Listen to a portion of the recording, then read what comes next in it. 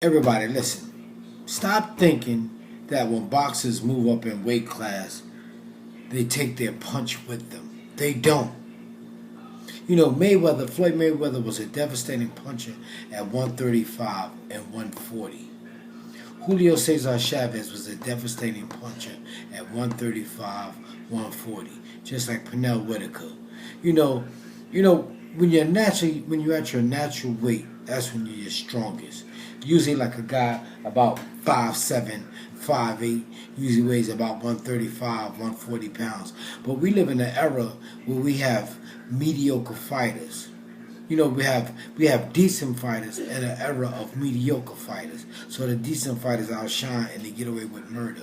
Even when De La Hoya first started boxing, as a pro, I think he was 135, then he went up to 140, then 147, and they tried to fight Bernard Hopkins at 160, and he got stopped. You don't take your punch with you when you move up in weight class. It's just like when Bernard Hopkins moved up in weight class. He didn't take his punching power with him. James Toney moved up in weight class. He did not take his punching power with him. You do not take punching power with you when you move up in weight class. And this is why when Canelo Alvarez fights Triple G, he's not going to be able to hurt him. It's real simple. You guys watch too many Rocky movies with these fantasy boxing movies where a guy hits a guy with a lucky punch and the fight is over. This is bullshit. It don't happen like that in the real world. Canelo Alvarez is not going to be able to hurt Triple G because he's not a natural middleweight. Canelo Alvarez is not even a natural welterweight. He eats like he's going to the electric chair for one. And anytime you see guys working out in plastic suits or with a bunch of clothes on, that lets you know they're trying to, they're eating too much and they're trying to make weight in a short limited time. Like I tell people, there's no such thing as overtraining.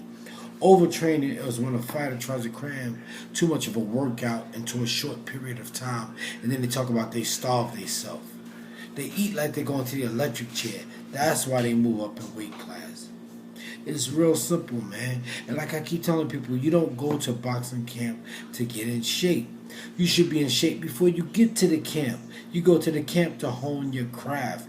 This is why Floyd Mayweather and Bernard Hopkins have always been in shape. This is why you never seen these guys get beat up. This is why a lot of fighters end up talking like they got bubble gum stuck in their mouth because they play with their weight classes. They go up and down, up and down, up and down. And this is another reason they get cut a lot up in here. It's just like a balloon. When you blow a balloon up, it gets tight.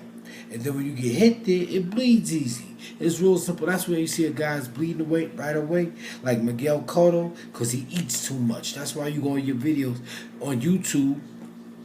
You see Miguel Cotto working out with plastic suits. You could do that shit in the amateurs because you're only fighting 3 rounds. When you fighting 10 rounds, you can't do that shit.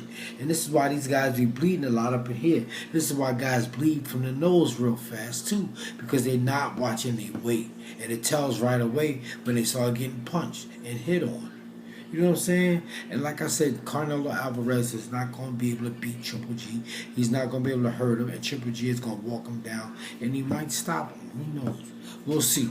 All right, y'all. Stop eating like you're going to the electric chair.